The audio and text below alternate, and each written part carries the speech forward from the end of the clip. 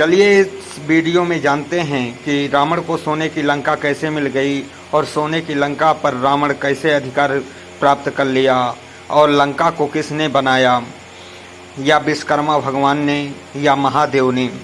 चलिए जानते हैं इस वीडियो में आगे। एक बार की बात है, महादेव जब कैलाश पर्वत आते हैं तो नंदी इत्यादि गणों के द्वारा सुनते हैं कि माता पार्वती आज भवन से बाहर नहीं निकली और वह अत्यंत क्रोधित हैं।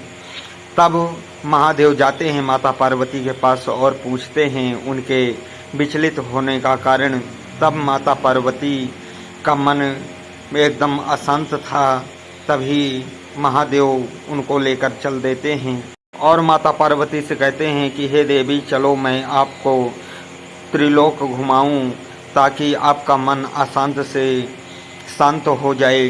तभी माता पार्वती और महादेव जब त्रिलोक घूमने जाते हैं तो देखते हैं कि माता पार्वती त्रिलोक के सौंदर्य पर मोहित होती जा रही थी। वहाँ ब्रह्मलोक देखा तो ब्रह्मलोक अत्यंत सुंदर, और विष्णु लोक देखा तो विष्णु लोक भी अत्यंत सुंदर, और इंद्रलोक का कहना ही क्या। इंद्रलोक में नाच रही अप्सराएं और वहाँ एकदम मंदमुग्ध सभी देवी देवता थे।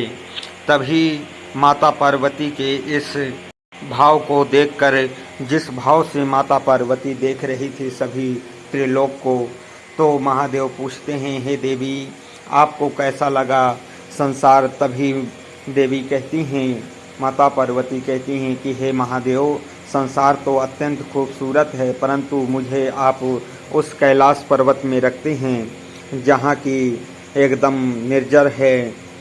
तब महादेव के मन में आता है कि अवश्य देवी पार्वती सौंदर्य पर मोहित हो गई हैं, और महादेव ने एक समुद्र के बीच में टापू पर एक सोने की नगरी बना दी।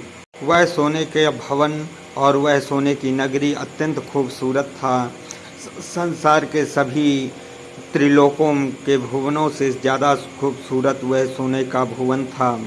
महादेवी देखकर उसे अत्यंत प्रसन्न हुई और महादेव ने कहा कि अवश्य ही अब इस नगरी में हम निवास करेंगे, परंतु इस नगरी में प्रवेश करने से पहले हमें गृह प्रवेश की प्रथा को पूरा करना होगा। इसलिए महादेवी, हम प्रकांड पंडित विश्रवा को बुलाएंगे, जो कि ऋषि पुलस्त के पुत्र हैं और ब्रह्मा के पौत्र हैं, और विश्रवा का बुला लेते हैं नारद मुनि के द्वारा। विश्रवा आते हैं और गृह प्रवेश का प्रथा पूरा करते हैं।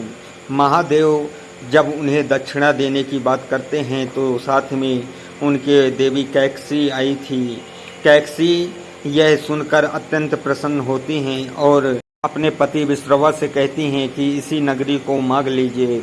तब ऋषि विश्रवा उसी नगरी को मांग लेते हैं। इससे माता पार्वती क्रोधित हो जाती हैं और माता क्रोधित होकर श्राप दे देती हैं कि यह नगरी हमेशा दुखों का कारण बनेगी, इससे जो रहेगा वही राक्षस बन जाएगा। और इतना कहकर सभी चले जाते हैं वहाँ से, और ऋषि विश्रवा भी वहाँ से चले जाते हैं देवी कैकसी को लेकर।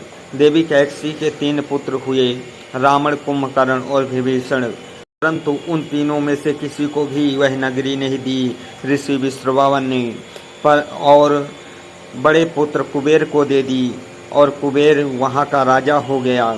कुबेर जो कि देव स्वरूप थे और वह देवताओं के धन के राजा भी थे, परंतु कैकसी से यह सब देखा न गया और वह रावण को भड़काती हैं, और रावण जाकर कुबेर से वह नगरी छीन लेता है।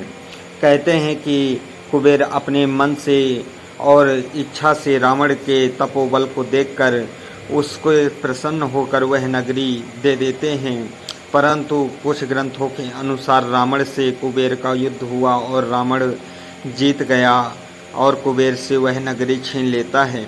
कुछ ग्रंथों के अनुसार ब्रह्मा जी के आदेश से विश्वकर्मा भगवान और दैत्यों के शिल्पकार मायासुर मिलकर यह नगरी का निर्माण करते हैं, जो कि सोने की नगरी थी और अत्यंत खूबसूरत थी। दोस्तों, मेरी यह वीडियो आप लोगों को कैसी लगी कमेंट बॉक्स में ज़रूर बताएं, और अगर अच्छी लगी हो तो वीडियो को लाइक करें, चैनल को सब्सक्राइब करें। जय श्री राम।